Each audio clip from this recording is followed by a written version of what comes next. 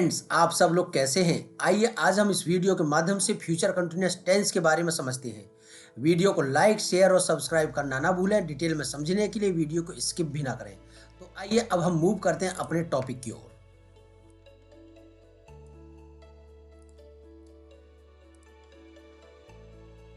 देखिए, future continuous tense को कहते हैं भविष्य लगातार काल। जिन हिंदी वाक्यों के अंत में रहा होगा, रही होगी, रहे होंगे आदि शब्द आते हैं तो इस प्रकार के वाक्यों को फ्यूचर कंटिन्यूअस टेंस में बनाते हैं। ठीक है। एफर्मेटिव सेंटेंसेस, सकारात्मक वाक्यों को बनाने के लिए हम इस फॉर्मूला का यूज करेंगे। सबसे पहले हम सब्जेक्ट लाएंगे, उसके बाद शैल बी या विल बी लाएंगे, उसके बाद क्रिया की फर्स्ट फॉर्म आईएनजी लाएंगे और उसके बाद हम ऑब्जेक्ट लाएंगे। आई और वी के साथ हम शैल बी का यूज करते हैं। ठीक है दोस्तों, और अन्य सभी कर्ताओं के साथ हम विल बी का यूज करते हैं। ये हमें ध्यान रखना होगा। देखिए, अब इसके हम एग्जाम्पल की ओर चलते हैं। मेरा नौकर आज अपने गांव जा रहा होगा। मेरा नौकर क्या हो गया भाई? हमारा सब्जेक्ट हो गया मेरा नौकर। ठीक है, मेरे नौकर के अकॉर्डिंग हम क्या लाएंगे? विल बी लाएंगे। आई और बी के साथ हम किसका यूज करते हैं? शैल बी का। आई और बी के साथ शैल बी का यूज करते हैं।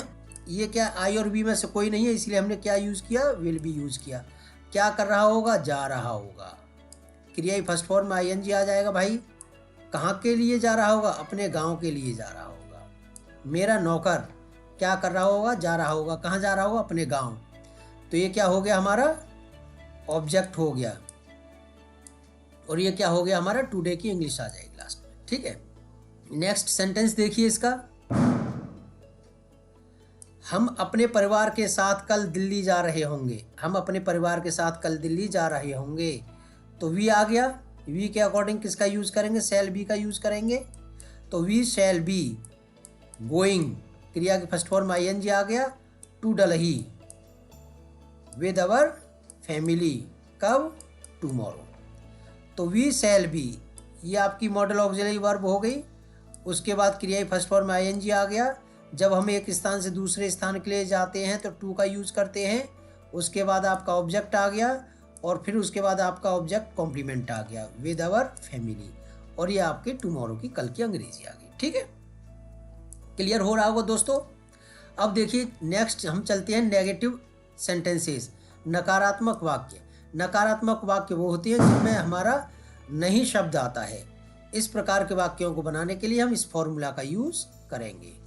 सबसे पहले हम सब्जेक्ट लाएंगे, उसके बाद शैल नॉट बी या विल नॉट बी का यूज करेंगे।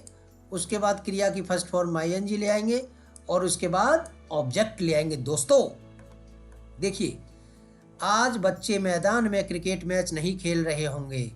आज बच्चे मैदान में क्रिकेट मैच नहीं खेल रहे होंगे। तो देखिए, बच्चे, द चिल्ड्रन, ये क्या हो गया? हमारा सब्जेक्ट हो गया। बच्चों के अकॉर्डिंग हम क्या ले आए? Will not be. ये भी हमारा क्लियर हो गया। और क्या कर रहे होंगे? खेल नहीं रहे होंगे। तो क्रिया की फर्स्ट फॉर्म में हमारा आईएनजी आ गया। क्या नहीं खेल रहे होंगे? Cricket match. ये हमारा ऑब्जेक्ट हो गया। कहाँ नहीं खेल रहे होंगे? मैदान में। ये हमारा ऑब्जेक्ट कॉम्प्लीमेंट हो गया। और उसके बाद हमारा टुडे की इंग्लिश, आज की इंग्लिश आ गई। ठीक है, किसी भी तरह का कोई कंफ्यूजन नहीं होना चाहिए। अब देखिए, हम इसी के नेक्स्ट सेंटेंस की तरफ मूव करते हैं। मैं आज अपनी माताजी के साथ खाना नहीं खा रहा हूँगा। मैं अपनी माताजी के साथ आज खाना नहीं खा रहा हूँगा। तो सबसे पहला हमारा सब्जेक्ट आ गया और आई के अकॉर्डिंग आपका शैल नॉट बी आ गया। तो आई शैल नॉट बी। फिर उसके बाद क्रिया की फर्स्ट फॉर्म में आईएनजी आ गया। उसके बाद आपका ऑब्जेक्ट आ गया और उसके बाद आपका ऑब्जेक्ट कॉम्प्लीमेंट आ गया और लास्ट में आपकी टुडे की इंग्लिश आ गई। तो देखिए, मैं आज अपनी माताजी के साथ खाना नहीं खा रहा हूँगा। I shall not be eating the food with my mother today. ये भी कंप्लीट हो रहा होगा। कोई भी किसी भी तरह का कोई कंफ्यूजन नहीं होना चाहिए। अब देखिए इंटेरोगेटिव सेंटेंसेस, प्रश्नवाचक वाक्य। प्रश्नवाचक वाक्य दोस्तों हमारे दो प्रकार के होते हैं। एक होता है सिंगल इंटेरोगेटिव सेंटेंस और दूसरा होता है double interrogative sentence. Single interrogative sentence होता है हमारा क्या शब्द से शुरू होने वाले वाक्य। तो इसमें हम क्या की अंग्रेजी वाट का यूज नहीं करते हैं, इसकी जगह पर हम शैल या विल का यूज करेंगे, ये आपको ध्यान रखना है। ठीक है दोस्तों, शैल या विल का यूज करेंगे। उसके बाद हमारा सब्जेक्ट आ जाएगा, उसके बाद सब्जेक्ट के बाद बी आएगा, उसके बाद क्रिया फर्स्ट फॉर्म आईएनजी आएगा और उसके बाद हमारा ऑब्जेक्ट आएगा। तो देखिए क्या की जगह पर हम विल ले आए अकॉर्डिंग टू पुष्पेंद्र। पुष्पेंद्र क्या है? सब्जेक्ट। ठीक है, उसके बाद क्या कर रह रहा होगा, क्या पुष्पेंद्र अपने माता पिता के साथ रह रहा होगा? तो रहने के लिए आए भाई, उसके बाद हम, ठीक है, विल आ गया, पुष्पेंद्र आ गया सब्जेक्ट, उसके बाद बी आ गया, उसके बाद रहने की इंग्लिश आ गई और विद हिज पेरेंट्स, अपने माता पिता के साथ। तो ये भी कंप्लीट हो रहा होगा। क्या पुष्पेंद्र अपने माता पिता के साथ रह रहा होगा? Will Pushpendra B living with his parents. Next देखिए इसी का, क्या कबूतर आकाश में उड़ रहे होंगे? तो देखिए सबसे पहले क्या की जगह पर हम विल ले आए, उसके बाद हमारा सब्जेक्ट आ गया पीजन, और उसके बाद हमारा उड़ने की बी आ गया, सब्जेक्ट के बाद क्या आ रहा है? बी आ रहा है, बी आ गया।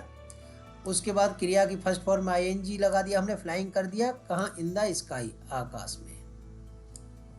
Will the pigeons be flying in the sky? क्या कबूतर आकाश में उड़ रहे होंगे? Will the pigeons be flying in the sky? Will the pigeons be flying in the sky? ये भी कंप्लीट हो रहा होगा दोस्तों। क्या हम अपने भाई के साथ मेला देखने जा रहे होंगे? क्या हम अपने भाई के साथ मेला देखने जा रहे होंगे?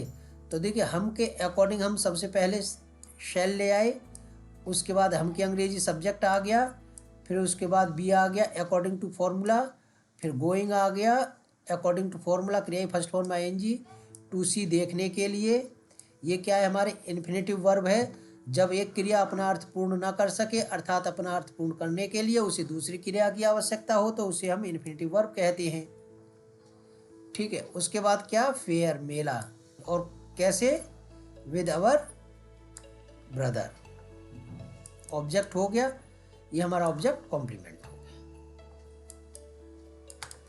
तो दोस्तों ये भी कंप्लीट हो रहा होगा। अब देखिए double interrogative sentences. Double interrogative sentence जो होते हैं, इस प्रकार के वाक्यों में प्रश्नवाचक शब्द वाक्य के बीच में आता है। ठीक है, तो इस प्रकार के वाक्यों को बनाने के लिए हम इस फॉर्मूला का यूज करते हैं। सबसे पहले प्रश्नवाचक शब्द की अंग्रेजी लाएंगे, उसके बाद शैल या विल लाएंगे अकॉर्डिंग टू सब्जेक्ट, उसके बाद बी ले आएंगे, उसके बाद क्रिया फर्स्ट फॉर्म आईएनजी ले आएंगे और उसके बाद हम ऑब्जेक्ट ले आएंगे। किसान अपने बच्चों के साथ खेत जोतने क्यों जा रहा होगा? तो देखिए सबसे पहले हम क्यों की अंग्रेजी ले आए, किसान के अकॉर्डिंग हमारा विल आ गया, फिर किसान हमारा सब्जेक्ट आ गया, फिर उसके बाद बी आ गया, उसके बाद क्रिया फर्स्ट फॉर्म आईएनजी आ गया, फिर उसके बाद प्लो आ गया, टू प्लो, जोतने के लिए। अभी मैंने बताया था कि जब एक क्रिया अपना अर्थ पूर्ण ना कर सके, अर्थात अपना अर्थ पूर्ण करने के लिए दूसरी क्रिया की आवश्यकता हो, तो वह हमारी इन्फिनेटिव वर्ब या नॉन फाइनाइट वर्ब कहलाती है। द फील्ड आपका क्या हो गया? ऑब्जेक्ट हो गया, और ये क्या हो गया आपका? विद हिज चिल्ड्रन क्या हो गया आपका? Object complement. ठीक है दोस्तों, ये हमारा ऑब्जेक्ट कॉम्प्लीमेंट हो गया, ये कंप्लीट हो रहा होगा। अब देखिए इसी का नेक्स्ट सेंटेंस है, शेर पिंजड़े में कब दहाड़ रहा होगा? तो सबसे पहले हम कब की अंग्रेजी ले आए अकॉर्डिंग टू फॉर्मूला, शेर के अकॉर्डिंग विल आ गया, और उसके बाद हमारा शेर आ गया लॉइन, द लॉइन, और उसके बाद हमारा बी आ गया, उसके बाद हमारा क्रिया फर्स्ट फॉर्म आईएनजी आ गया, और उसके बाद हमारा ऑब्जेक्ट आ गया। ठीक है दोस्तों, शेर पिंजड़े में कब दहाड़ रहा होगा? When will the lion be roaring in the cage? ये भी कंप्लीट हो रहा होगा। अब देखिए नेक्स्ट चलते हैं, इंटेरोगेटिव नेगेटिव सेंटेंसेस, प्रश्नवाचक नकारात्मक वाक्य। देखिए इस प्रकार के वाक्यों में प्रश्नवाचक शब्द भी आता है और नहीं भी आता है, तो इस प्रकार के वाक्यों को बनाने के लिए हम इस फॉर्मूला का यूज करेंगे। सबसे पहले हम प्रश्नवाचक शब्द की अंग्रेजी लाएंगे, उसके बाद शैल या विल लाएंगे, उसके बाद सब्जेक्ट लाएंगे, उसके बाद नॉट बी लाएंगे, उसके बाद क्रिया फर्स्ट फॉर्म आईएनजी लाएंगे, उसके बाद हम ऑब्जेक्ट ले आएंगे। ठीक है, मेरा छोटा भाई कंप्यूटर क्यों नहीं सीख रहा होगा? तो देखिए सबसे पहले हम क्यों ले आए, और माई यंगर ब्रदर के अकॉर्डिंग हम विल ले आए, उसके बाद अकॉर्डिंग टू फॉर्मूला नॉट भी आ गया, उसके बाद वर्ब्स फर्स्ट फॉर्म ing आ गया, after that we will use object. Okay, इस तरह से हमारा सेंटेंस कंप्लीट होता है। शिकारी जंगल में क्यों नहीं दिखाई दे रहा होगा।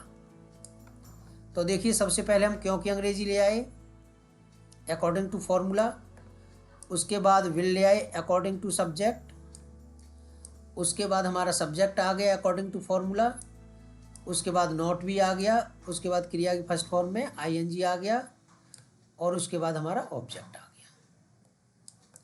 शिकारी जंगल में आज क्यों नहीं दिखाई दे रहा होगा।